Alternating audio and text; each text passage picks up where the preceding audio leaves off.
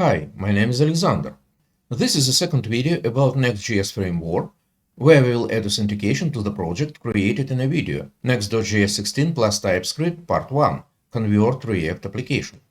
We will add forms for user registration and login, Next.js session management, which relies on using cookie to store sessions data or tokens, and middleware to enforce access control and validate sessions across requests. This approach allows for preserving user authentication state in both the client and server environments. Authentication schema. To implement authentication in Next.js project, we will create registration and login forms, use React 19 use action state hook to handle form validation and session state with an asynchronous function in the form's action. Use that library to the form validation in the action functions. Register user in a database. Verify the user's identity based on the stored credentials.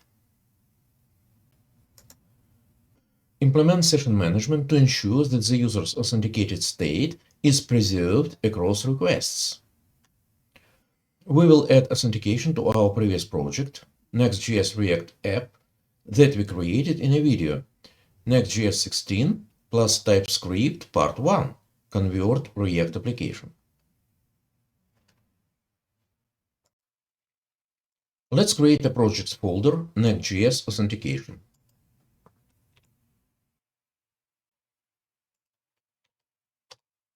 Copy code from the project, Next.js React app, to Next.js Authentication.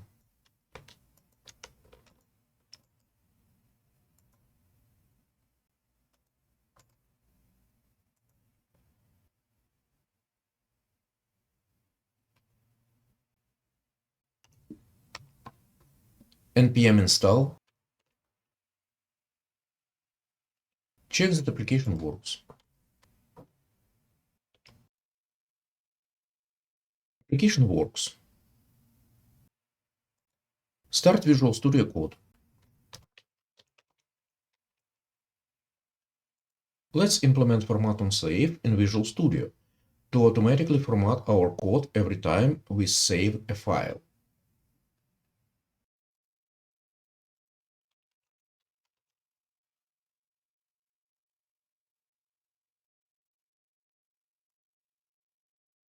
Move alt layout and page TSX with home component from app folder to superstore folder.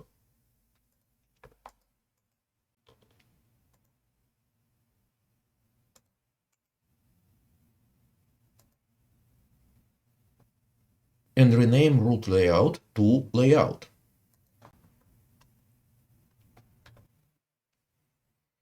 Create empty layout.tsx and page.tsx pages under app folder.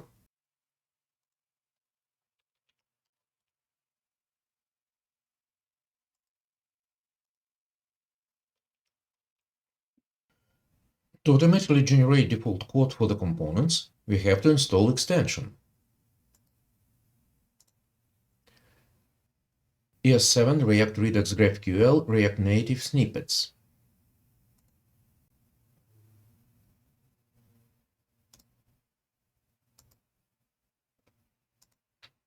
Open empty layout.tsx file. Type rfce to generate default code automatically. The default code has been generated. Create root layout.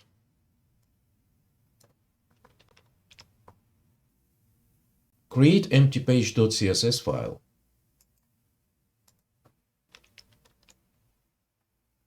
Open empty page.tsx file. Type rfce. In this component, we will create the registration and login forms for the user's authentication. To expedite the process, I used CodePen site to pick up a login form. CodePen is open source social development environment for front-end designers and developers. This site contains a lot of code samples. Import CSS classes from CodePen component to our page.css component.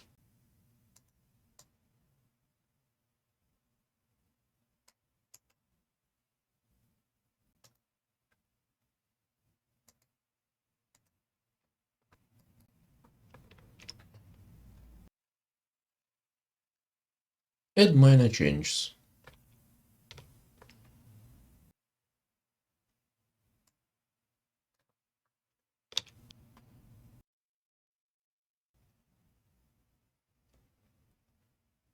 Copy HTML code to our page.tsx component.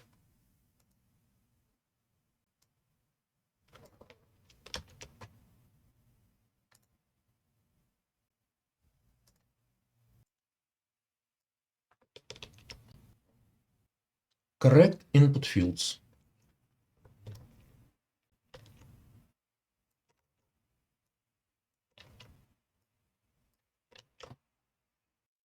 Change class to class name.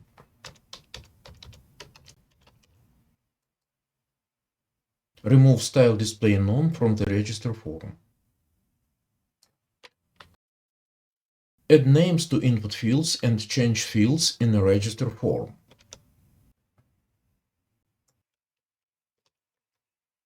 Add import.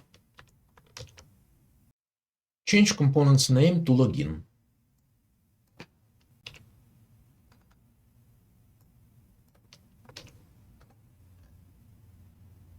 To toggle visibility between login and registration forms on buttons click, we have to add a function that updates state variable. Implement a state variable show login.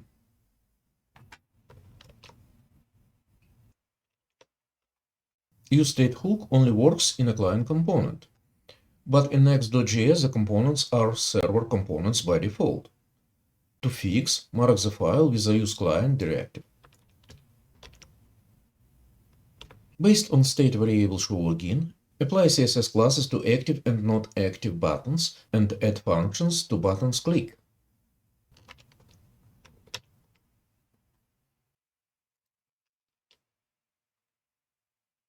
To prevent infinite re-rendering loop, we have to use only arrow functions.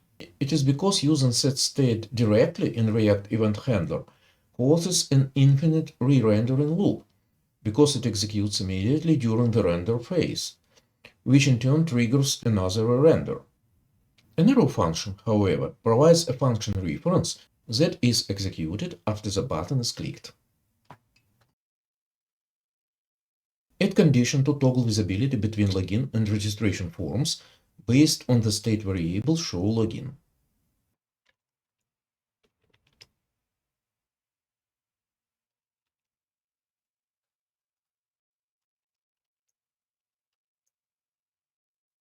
Compile application and tests.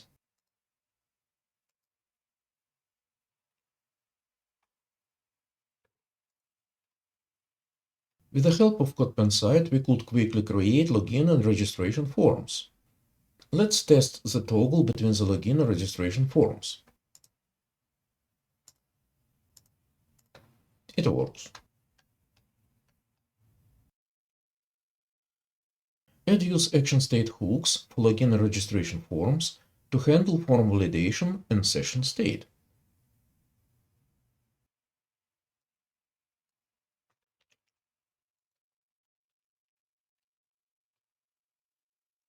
Here's how the arguments work. Action function, login,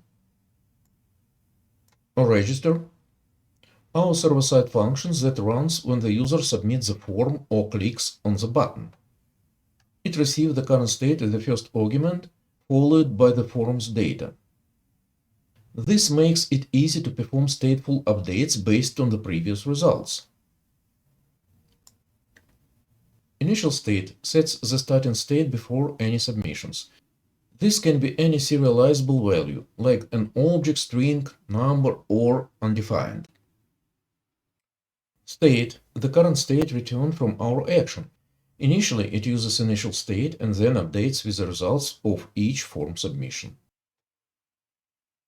Form action. We have to pass it directly to our form action.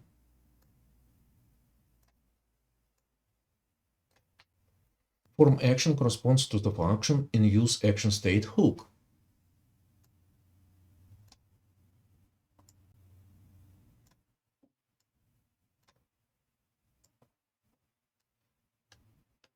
Is pending a boolean that's true when the action is running. It's perfect for showing loading spinners or disabling buttons during submission. We have to create async functions for our server actions.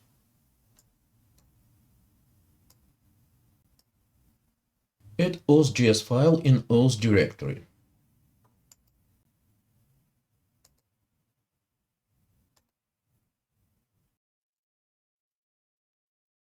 Create two async functions, register and login, which accept form state and form data.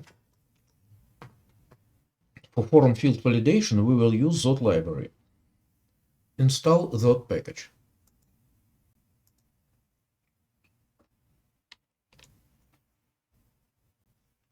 To apply the Zot library for form validation, we have to create a schema that specifies validation rules and custom error messages for our form fields. Then we will use the schema to parse the user's input, which will return validated data or a list of errors. To find how to create Zot schema to validate, for example, password, search in the Google for Zot validate password.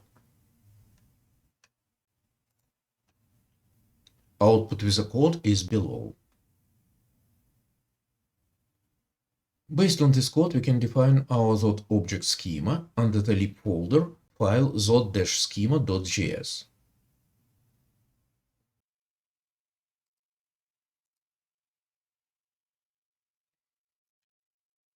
In register form schema, we define the rules for email, password, and confirm password. In login form schema, we defined minimum rules for email and password, because in login form, email and password will be checked against registered user's account.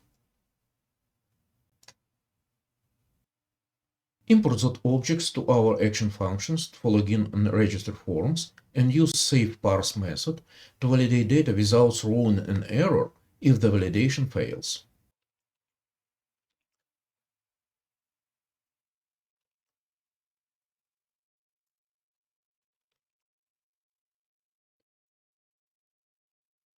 After applying the saveParse method to a Zot object, errors are located in the errors property of the returned object if the property success is false.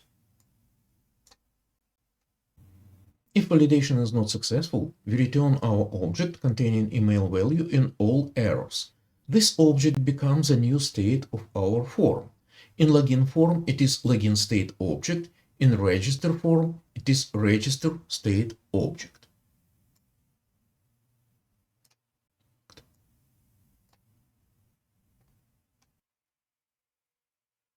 In login component, import our action functions from auth.js file. Within our forms, we use isLoginPending and isRegisterPending to disable submit buttons while the action function is running. When the action completes, if the state object is not null, we display the error messages for the email and password fields.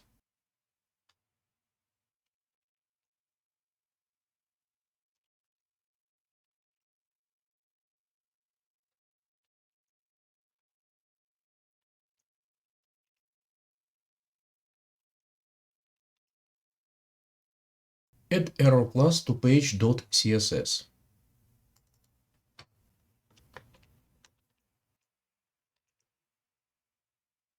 Test application.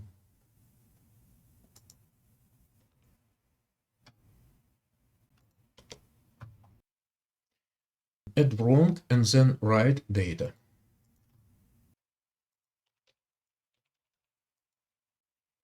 We received a lot of errors with explanation how to correct the input data.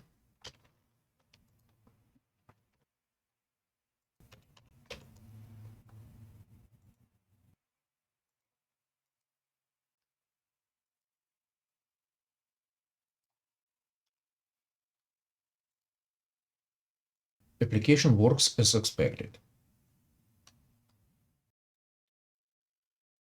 On the server side, I will use project web API with EF auth. It is the same project that we created in a video, Angular Authentication and Authorization Part 1, with some updates. First, we have to add next client URL to a course policy.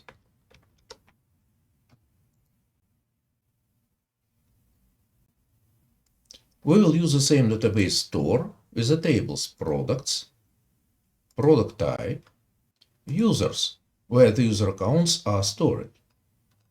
But in our Next.js application, we will use only email, password, and created date fields of the users table.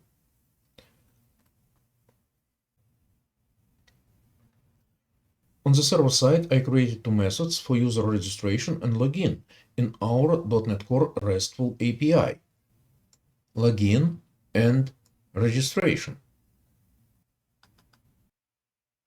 Registration method receives user email and hashed password to store in the users table. It returns user's email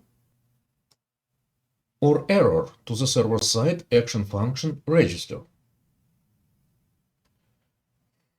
Login method queries the database to find the user account associated with the provided email address and submits user account to the server-side action function login or an object with the error message.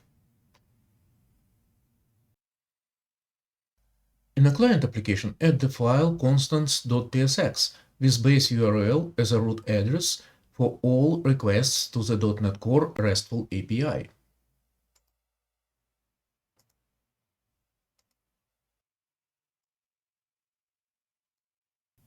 Add base URL variable to the purchase service file, where we have a methods to get, add, update, and delete products in the database.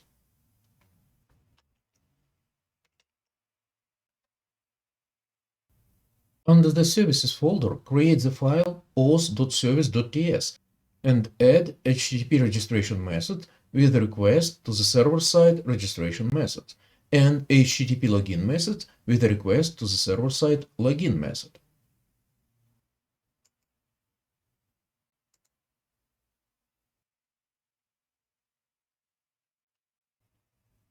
Install bcrypt library for hashing passwords.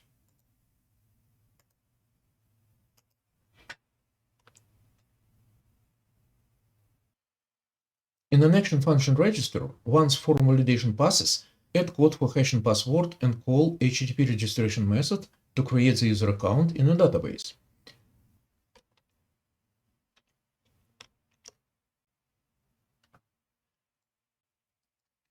If the registration was successful, redirect user to the login form. Otherwise, print errors in the register form. For preserving a user's authentication state across requests, we will implement session management.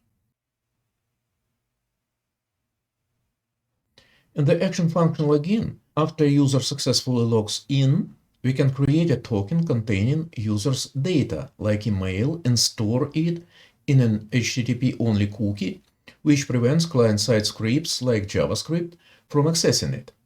It protects sensitive data, such as session tokens, from being stolen via cross-site scripting attacks, as the browser restricts access to the cookie to only HTTPS requests. Then, using Next.js middleware, we will extract a token from cookies to verify the token's payload on every request to a protected page. Session management involves creating, storing, refreshing, and deleting sessions or tokens. Open Next.js documentation.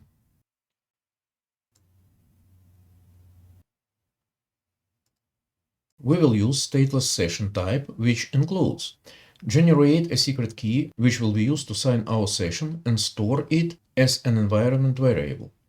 Write logic to encrypt-decrypt session data using a session management library. Manage cookies using the Next.js Cookies API. In addition, we will add functionality to delete the session when the user logs out. For signing, encrypting, and verifying tokens, we will use Hosea library. Install Hosea library. Create file.env in the root directory of our project. It is the same level as package.json file.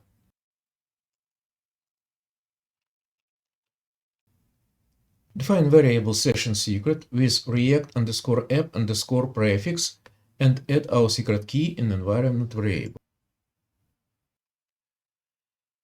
Under the lib directory, create a utility file, session.ts, to handle the JWT creation and verification logic.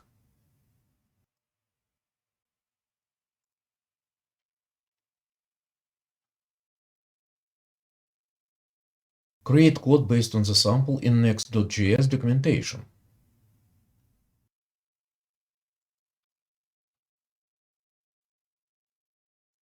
Function encrypt creates a signed JSON web token. Parameter payload the data to store in the JWT. Returns a promise that resolves to the JWT string. Function decrypt verifies a JSON web token and returns its payload.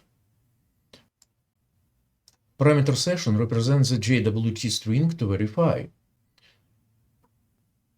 Returns a promise that resolves to the payload or null if verification fails.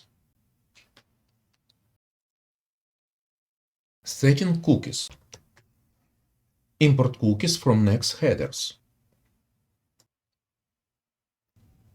Copy code from Next.js.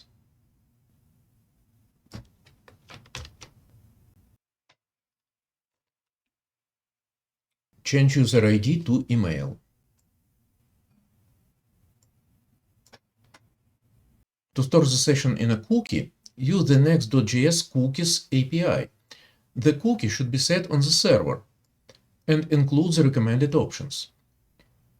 HTTP only prevents client-side JavaScript from accessing the cookie. Secure, use HTTPS to send the cookie. Same site, specify whether the cookie can be sent with cross-site requests. Path, define the URL path for the cookie. The same site attribute in Next.js cookies using the built-in cookies function is the security feature that controls whether a cookie is sent with cross-site requests, providing protection against attacks like cross-site request forgery. It accepts three possible values: strict, lax, or none. Strict, the cookie is sent only for the requests originating from the same site that set the cookie. This provides the strongest security against CSRF attacks, but can impact user experience if cross-site navigation is expected. Lax, this is more relaxed default value in modern browser if no attribute is specified. The cookie is not sent on cross-site sub-resource requests, but is sent when the user navigates to the origin site from an external link, using a safe HTTP method like GET. This offers a balance between security and usability. None, the cookie is sent with all requests, including cross-site requests. To use same-site none, the cookie must also be marked as secure, meaning it can only be transmitted over HTTPS connections. We will use lax value for the same site attribute in Next.js cookies. In action function login, call HTTP login method to get user's account from the database and compare user's password with hashed password in user's account.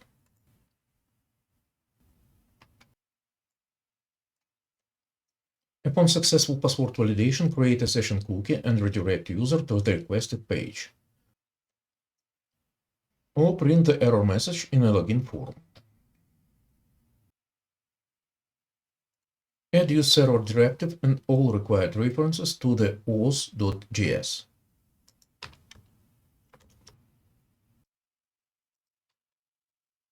Add the form with logout button to the layout.tsx.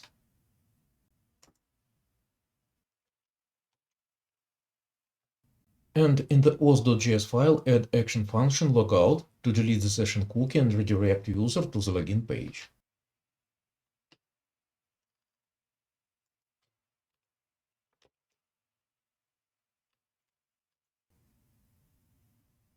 Start server and client-side applications and check that applications work.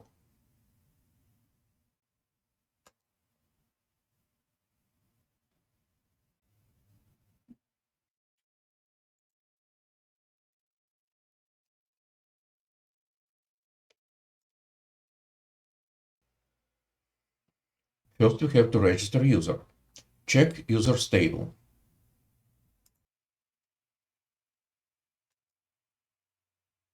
User stable is empty. Register user.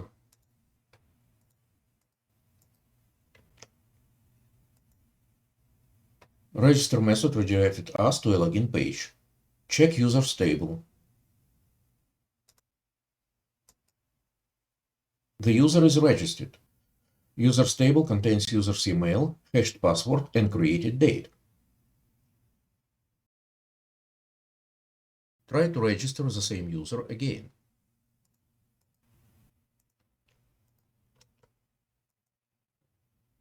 We received an error. An account with this email already exists. Attempt to log in with unregistered credentials.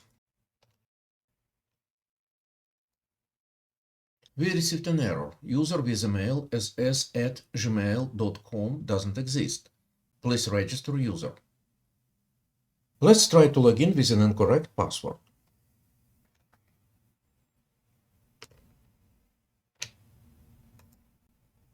We received an error. Wrong password. Enter our registered account credentials.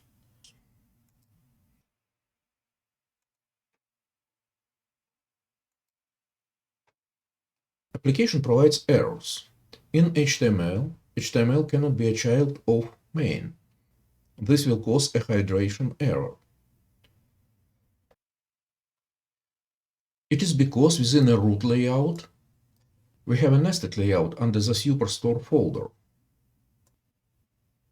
In the nested layout, we cannot use HTML and body tags. We have to use div tag instead. Update code and start client-side application.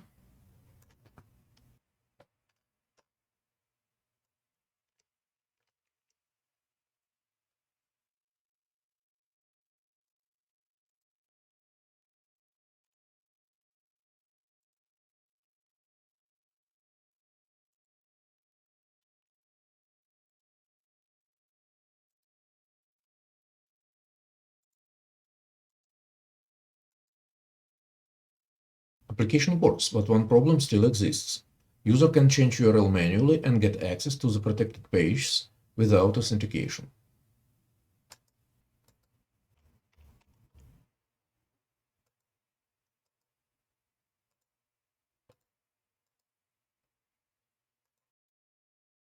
To resolve this problem, we have to implement Next.js middleware to run server-side code that can intercept and modify incoming HTTP requests before they are handled by the file system rules or page rendering logic. To create a middleware, create proxy.ts file under the src directory because the middleware.js or middleware.ts file conversion in Next.js was deprecated with the release of Next.js 16. It has been renamed to proxy.js or proxy.ts. Add code in accordance with the Next.js documentation.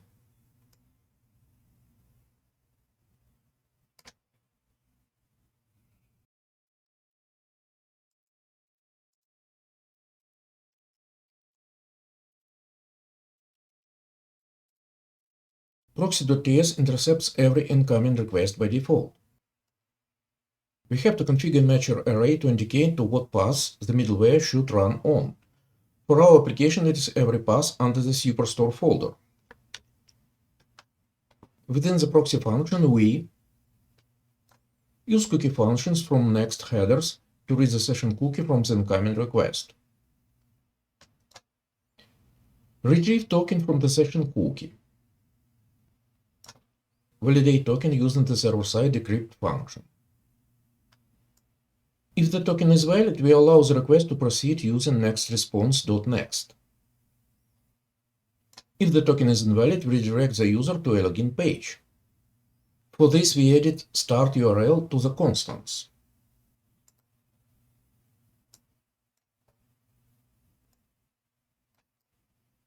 It's very important to emphasize that the code within proxy.js runs on the server before a request is completed and before any page rendering or route handling occurs. The cookies are not accessible on the client side. It protects sensitive data such as session tokens from being stolen via cross-site scripting attacks. Test application.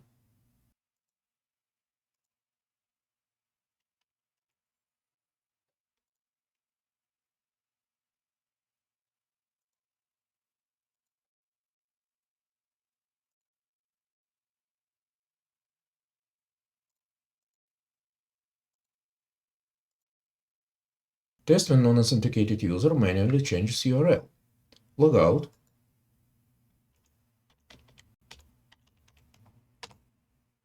The application properly restricts access to protected resources and redirects the user to a login page instead. Test when server is unavailable. Stop server-side application.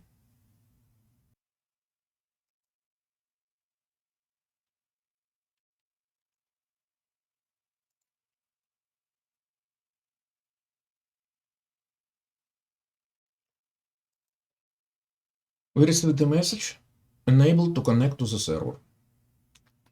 Test application when token expires in 5 seconds.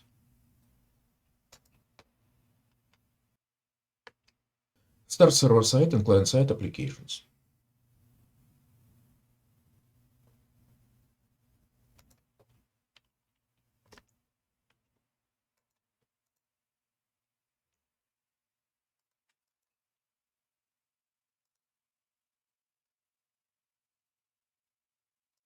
The token expired in 5 seconds and user redirected to a login page.